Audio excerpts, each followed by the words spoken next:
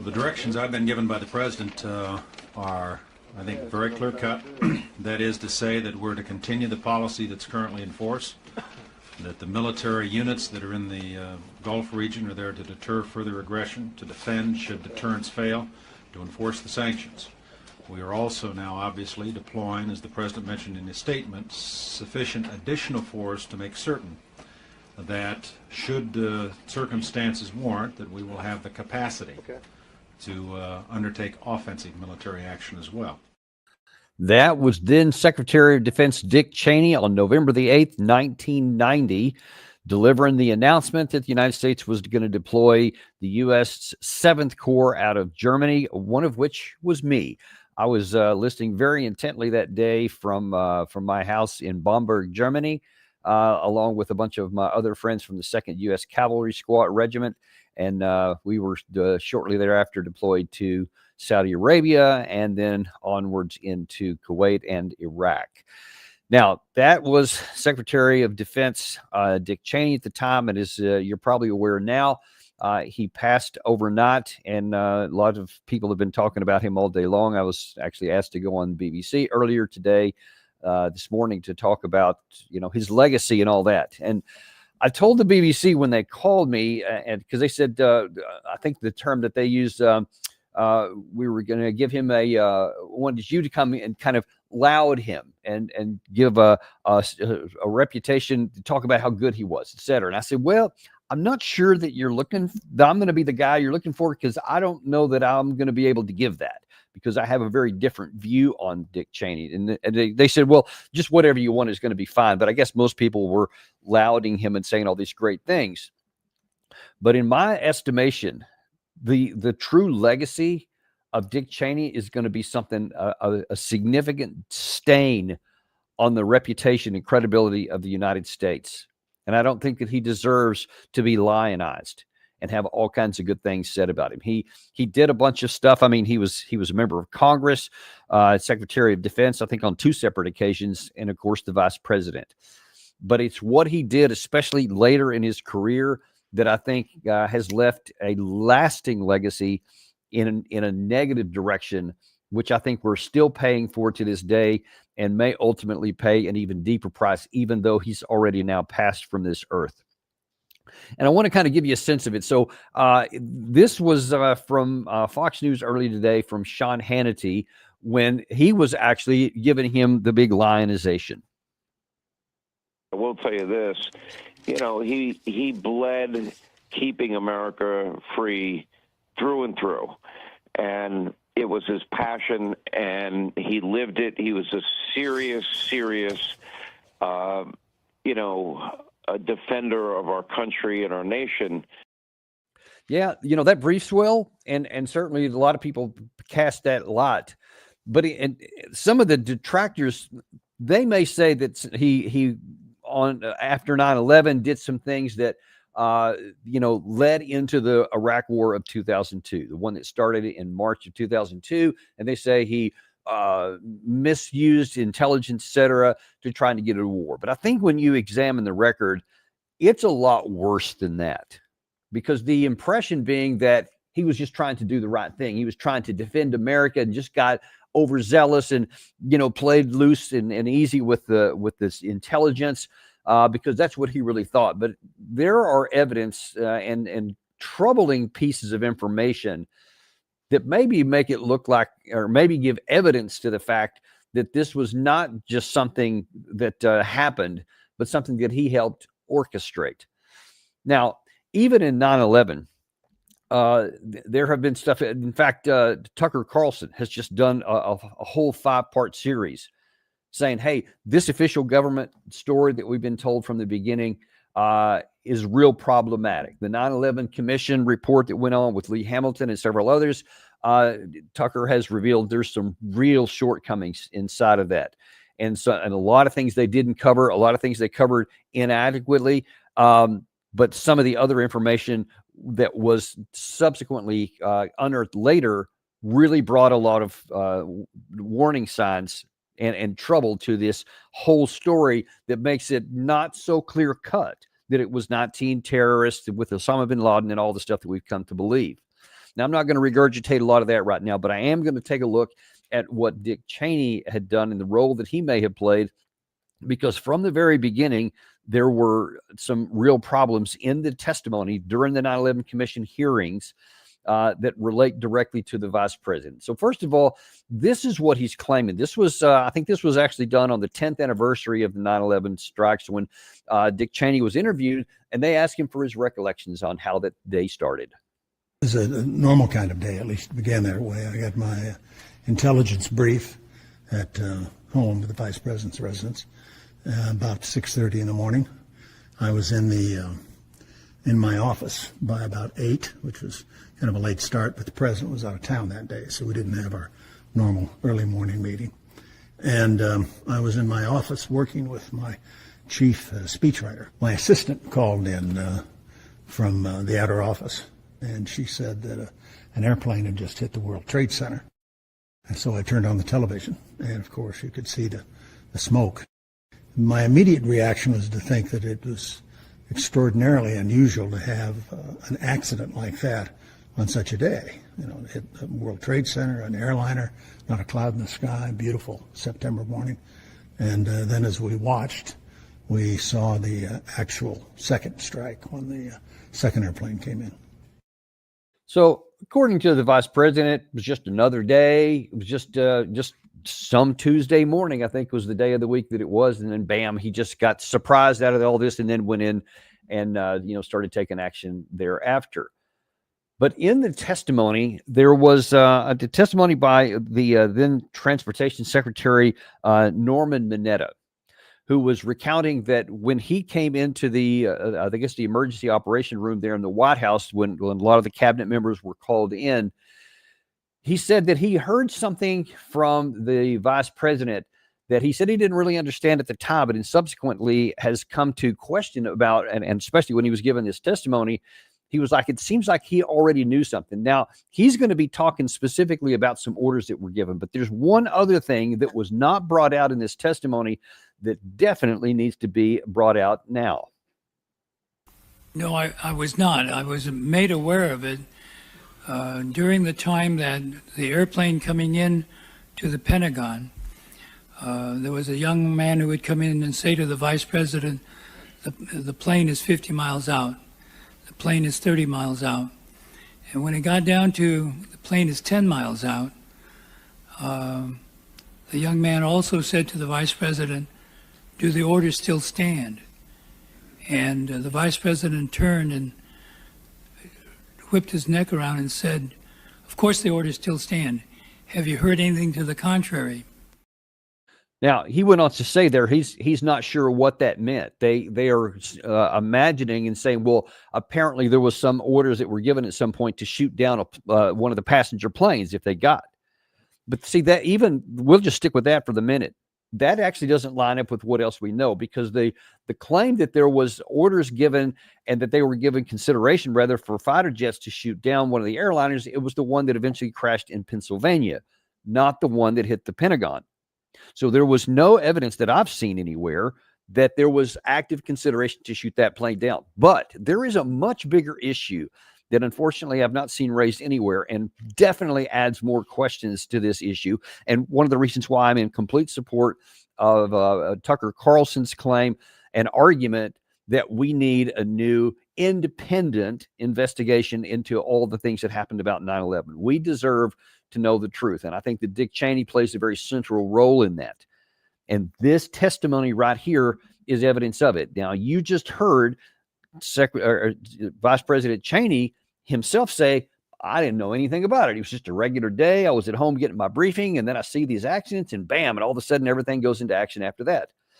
But yet, apparently not long after that. Now, remember, when the plane first hit, and when the towers fell, and when the other plane hit the Pentagon and crashed in Pennsylvania, it was a relatively short time, just a matter of an hour and a half or something like that. Not much time passed at all. So from the time that he's claiming that he was at his house getting his briefing and saw on TV these accidents until he was in the situation room hearing that information and giving that kind of orders, it's a very, very short time period. So how is it then that the vice president had a countdown of someone saying an airplane was heading to the Pentagon, because Norman Mineta there specified they were talking about the plane that would eventually hit the Pentagon. How would you have known what the target was? Because up to that point, nobody knew anything. All they knew is that two planes had hit the Twin Towers and that there were 2 other planes in the air. Now, some speculated one was heading to the White House, etc. But before that, when there were still 2, no one had any idea where either of them were heading. And for him to give such detailed, for that person who was talking to the vice president to give him such detail, that means somebody knew precisely where that plane was heading.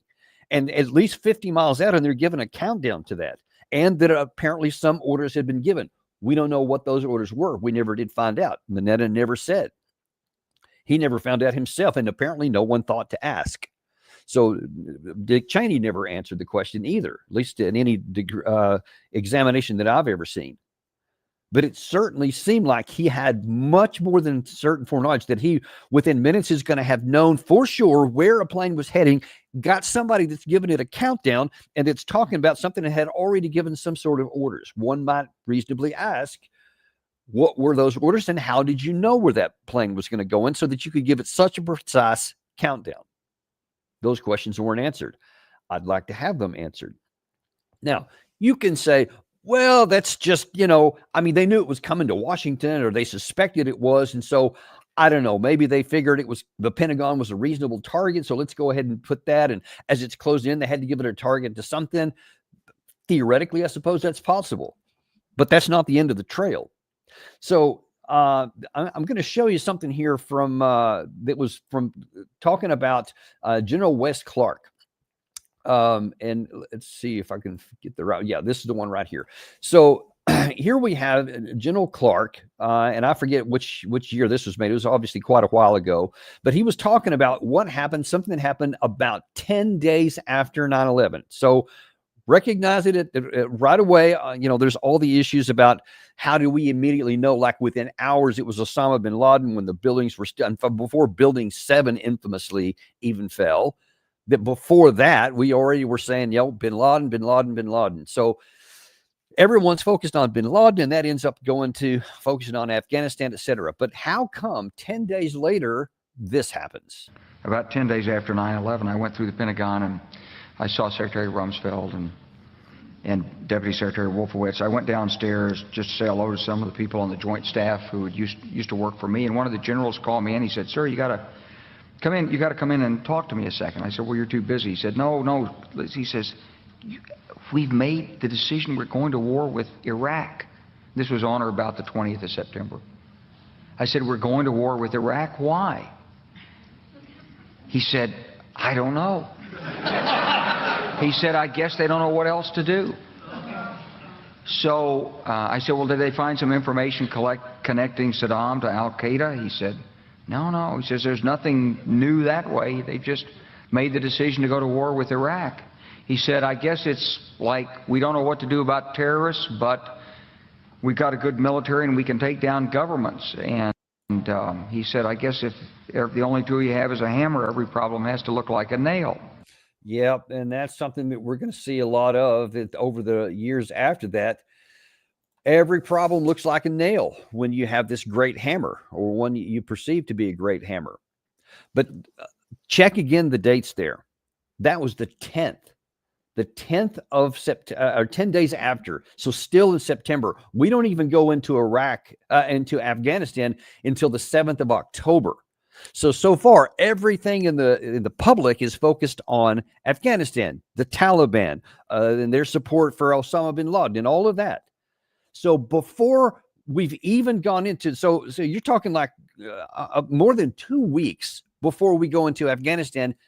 He's at the Pentagon, and they're talking actively about Iraq. And you heard him say there, what was the connection? Did somebody say something about Saddam Hussein and Osama bin Laden? He says, well, no, they didn't, according to what he said there. But as it turns out, I also had some information, because when I was in Afghanistan in 2011, I became friends with one of the senior interrogators that we had, a civilian that was assigned at the time, and somebody that had been there for many, many years. He was not like, the military folks who rolled in and out after a year and went somewhere else. He had been there for most of the time since 9/11, and for the time we went there, it's when Bagram was something that we started. So he was, I think, one of the very first interrogators we had on the ground there, and so he was interrogating lots of people. But before that, even, he was an interrogator elsewhere, and he said that he was on the ground in the place where one of the first guys that was captured and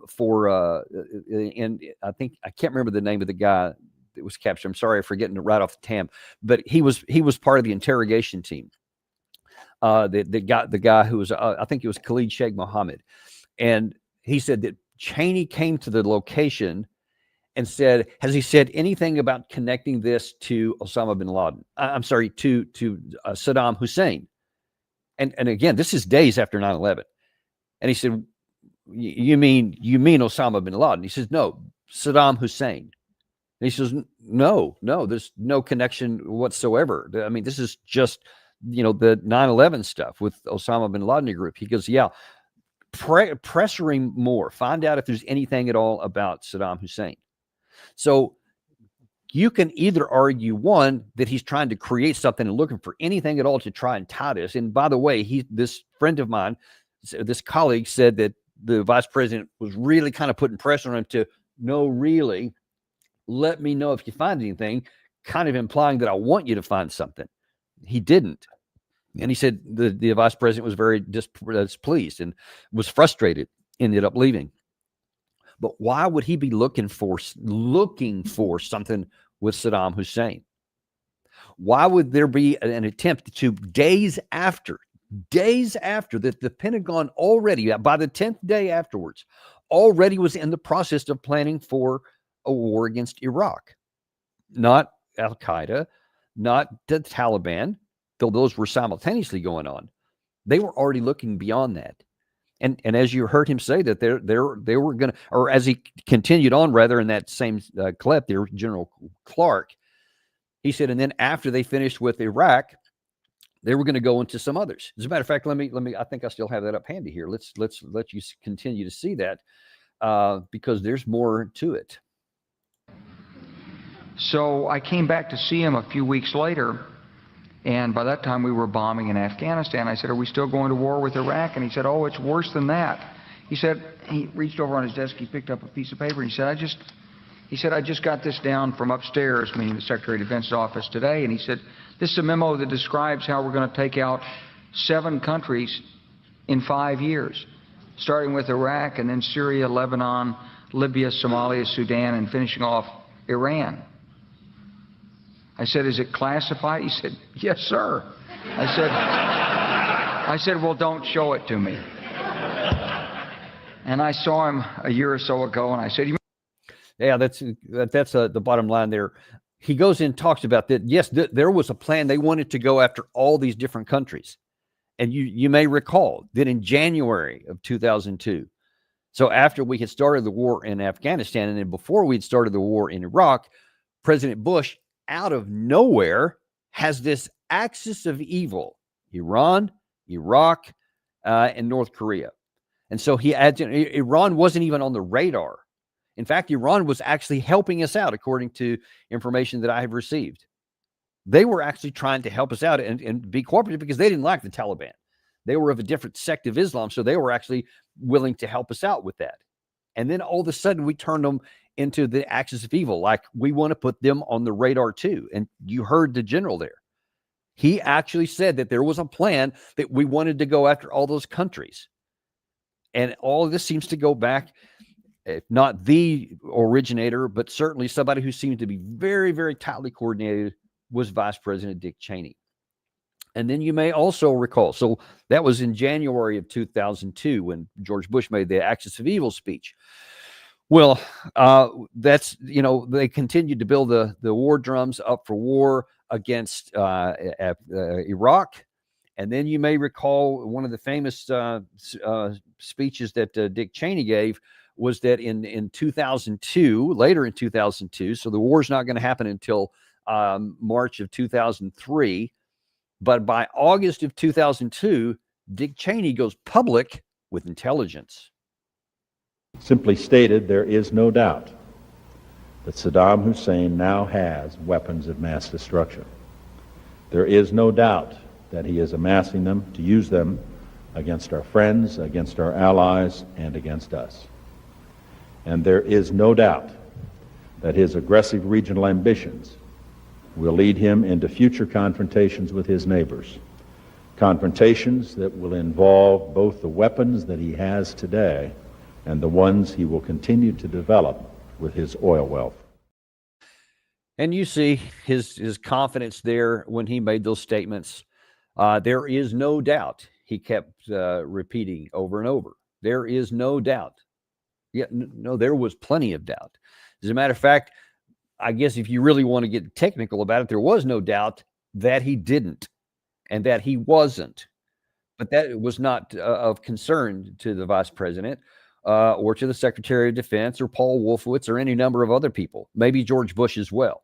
It's still an open question whether Bush and all these guys conspired to take care to do these actions and to launch these wars, or whether they, maybe a smaller group, decided to do this and then they just brought these others along and convinced them of these things. They certainly did that to the American public. I was definitely one of them, because at the time, because of watching what Dick Cheney had done in Desert Storm as a second lieutenant. So I was very new in the Army. From what I could see there, he was a strong leader and decisive. And George Bush 41 was a decisive leader.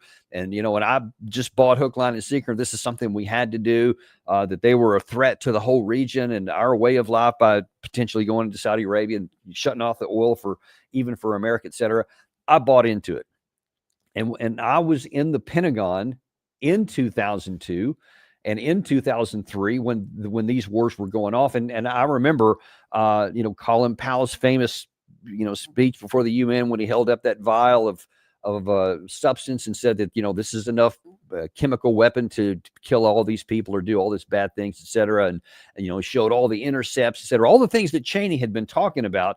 And then you had Colin Powell validating there. And of course, Colin Powell was had the highest reputation. So I believed him. I believe the vice president when he said those. I remember that speech. I remember it. That one from August in 2002. And I said, of course it's going to be true. I mean, I had access to classified information at the time.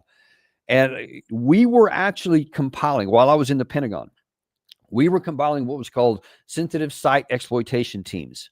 And we were getting these teams of qualified people. I remember in the months leading up to the war, when it was clear that a decision had been made and we were waiting on the launch date, we were having all these people, we were resourcing them, we were getting them together, we were getting the qualified people, because he said, man, we got to go in there, and as soon as the opportunity, we've got to seize these weapons and we've got to get control of them so they don't, get into the hands of nefarious people, so they don't get used. I mean, we really have to control them. I believed all of it because I was on the inside. We certainly weren't lying to each other. And as far as all of us knew, this was 100% true and accurate. And naturally, everybody outside believed, because Dick Cheney had been a member of Congress. He'd been Secretary of Defense. He'd led the victorious Desert Storm. And now here he was, Vice President of the United States. And just, that very calm demeanor that you saw there, but very emphatic, et cetera. So everybody believed everything he said, hook, line, and sinker. And it wasn't until later on, all of a sudden, things start falling apart. And I'll never forget that, there was many in the media and many in the Democrats at the time were saying, let's don't go into Desert Storm. Into Iraq in 2003. It's a mistake. And many of our allies were against it. I remember thinking, man, y'all are all weak, man. You don't understand what's at stake here. These things are right. What President Bush is saying, what Dick Cheney is saying, what Rumsfeld are saying. These guys are trying to keep us safe, man. They're doing everything to keep us safe. And y'all are letting this crazy man who's going to use these weapons of mass destruction if we don't get a hold of them right now. I bought it. I'm not going to pretend otherwise. I'm not going to pretend like back then I had all the right answers. I didn't, because I trusted them. I trusted our leaders. And that turned out to be a mistake. And I'll never forget when the days turned into weeks and we still hadn't found any information here. And like I said, these sensitive site exploitation teams that we'd sent in there, now then as soon as they got on the ground there, we started getting reports set up and we start getting briefings set up for the Secretary of the Army and the Chief of Staff of the Army and the other senior leaders that came in twice a day for briefings. And, like, okay, well, let us know as soon as we do. All right, well, we don't have any so far, but here's where they are. Here's where they're going in and here's what they're checking, et cetera. But pretty soon we're going to have it. And I'm like, okay, yeah, it takes a little while. I mean, they were trying to hide it, but then all of a sudden it starts going into even longer. And now then weeks, plural, start passing and they're not finding anything. And I remember thinking, oh, snap, man, if we don't find this, we are going to be the pariahs of the world. And the administration here is just going to be excoriated when they find out that there were no weapons of mass destruction, if there were none, and that we literally invaded a country and killed all these people and deposed their government, and the justification was wrong. I mean, it's going to be a horrible day. Everybody's going to be against us. And as we know, that's not how it turned out. Let's see, what was it? Senator John McCain. He went on one of the Sunday talk shows. I can't remember which month it was, but it was several months after it became clear that there were no weapons of mass destruction. And they finally just point blank asked him, dude, seriously, there's no weapons of mass destruction. So what do you say? Because you supported all this. And he says, yeah, turns out there wasn't. But, he was a bad guy. He deserved to be killed anyway. He deserved to be having taken over. So it's fine. And I mean, I was just slack jawed. I just couldn't believe he had just said that, and that everyone accepted it. But everyone did, even the political opponents. Everyone just was okay with it. And to this day, I still don't understand why that was okay. Why people were okay with a complete fraudulent justification to invade another country, to destroy their army, and to eventually kill or execute their leader. And everybody was fine with it. I don't know, but that's what happened. So that started a process. And in my view, the real enduring bad legacy of Dick Cheney is that he normalized the issue of regime change wars, of using military power because we can. And whether it was in Afghanistan, whether it was in Iraq, whether it was later on in Libya or in Somalia, or any of these other places in Syria, and then now into these days here. Because look, we went into war in Afghanistan and then we just left, accomplished nothing. Taliban were there when we came in. Taliban are there to this day. They were there when we left. 20 years of disaster. And instead of recognizing we'd made this horrible mistake and let's vow never to do it again, people just shrug their shoulders and say, well, we shouldn't have left at all. David Petraeus among those. He said, we should have never have left. It was a mistake. We should be there today. My former commander, H.R. McMaster, the former national security advisor for President Trump in his first term. Yeah, we shouldn't have left. It was a mistake. Like that should be a permanent condition there. I just don't understand that. And then Iraq. Other than a very short period of time when we left in, I think it was 2011, and then ISIS came in 2014. And instead of saying, that's y'all figure it out, that's your deal. Y'all helped create that situation with the government that was in Iraq. Instead, we bailed them back in and sent the U.S. military, and we're still there to this day. Nobody ever wants to leave anywhere. It's like, no, once we go somewhere, we have to stay. So they claim it was a mistake to have left Afghanistan, and they resist leaving Iraq. They resist leaving Syria. Trump tried 3 times to leave in his first term and was talked out of it every time. Biden never even attempted. Trump apparently reduced some of the folks that we have there now, but they're still there to this day. We just never want to leave anywhere that's going on. And of course, now what are we doing? Now then, we're talking about there are military forces building in the region. And potentially, Trump has signaled that we may go and have a regime change in Venezuela. Lindsey Graham is the biggest cheerleader for that. Absolutely, definitely wants to do that. He should go. Several other senators are as well. That's the legacy. The elite in our foreign policy world right now, military circles, they're all about regime change. They never met a regime change they didn't like. And so now then we're even talking about maybe going into Mexico and having military operations there, maybe in Colombia as well. It's where does this ever stop? And of course, we've already gone into Iran, may go back there again. That's hardly resolved. So that situation's still on the table because no negotiation has been done with Iran. They still haven't agreed to give up their nuclear weapons. We claim it was destroyed then. I think most people know it wasn't. It was damaged, but it was not destroyed, and it could come back at any time. And we are, I think there's going to be an issue to go back there. And so you see that we haven't gotten rid of that. The people didn't like it. The American people didn't like it. That's one of the reasons I think that President Trump was elected in both 2016 and in 2024, because people were tired of war. He ran on a platform, no more stupid wars. We don't want any more regime change wars. You remember that? Where is that guy?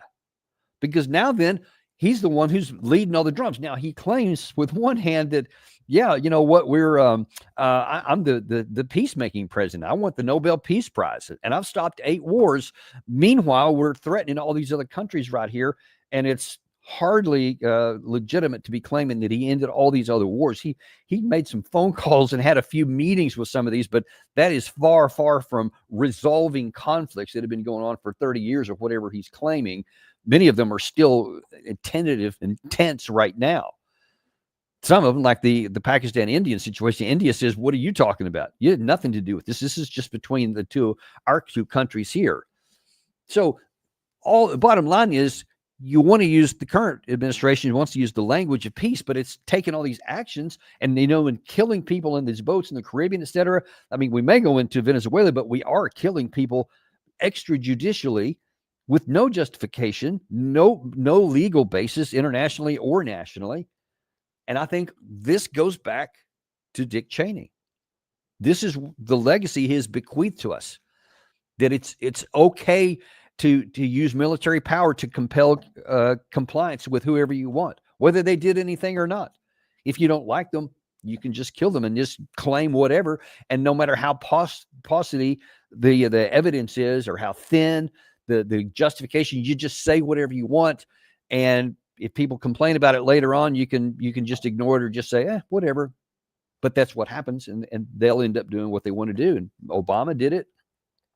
Biden did it to a smaller degree, but he still did it. And now Trump has done it. And, at some point, you just got to admit the reality. Because of where we've been, the rule of law in terms of war and peace no longer exists. It doesn't. The Constitution, the 1973 War Powers Act, were designed expressly to prevent this. And now that it's become so commonplace, and Lindsey Graham bragged about how 130 times it's already been violated since 1973. So what's in the 131st? And that's accepted by all sides of the elite. And of course, they think that they can control all this stuff. But the problem is, at some point, you violate the law enough, then no law is effective to you. You're not limited by anything. It's only a matter of what you can do, what you can politically get away with, not whether it's actually legal or illegal. This whole mockery of an idea that no one is above the law. That's a great in principle. It doesn't exist in reality. You can definitely, there are definitely people that are above the law, a bunch of them, very powerful people, very rich people. That's just the truth of it, folks. And it's not all Dick Cheney's fault, really. A lot of stuff existed before that, and much more has been done since that stop. But he's kind of a pivot point in here that really kind of just sent it up to a much higher level. And we've just built on it ever since then. And I fear that one day that mendacity, that unwillingness to abide by any kind of law, and this malleable morals that are only useful as far as I can get what I want, and I'll just violate them left and right when it doesn't, that will eventually come back to haunt us. It's just inevitable. I believe that God is in control of all this, and that God is a God of justice. And even though he takes a lot longer to wreak justice than most people would like on the planet Earth, certainly me, eventually he does bring recompense. Some on the other side. I suspect that Dick Cheney may be discovering that right now. But for others, it's on this side. And it's only a matter of time before you go so far down the path of just forget about the rule of law, and at some point it's going to come back to haunt us, and we'll all have to pay a price for that one when it happens. That's the truth of it, folks. So when you hear folks saying today that, yeah, let's lionize Dick Cheney and he was a great American and all this, there's more to the story than what they'll be telling you about it. That's what I wanted to make sure that everybody knew today. Thanks very much, folks. Appreciate your time today. Look forward to seeing you on the next episode of the Daniel Davis Deep Dive.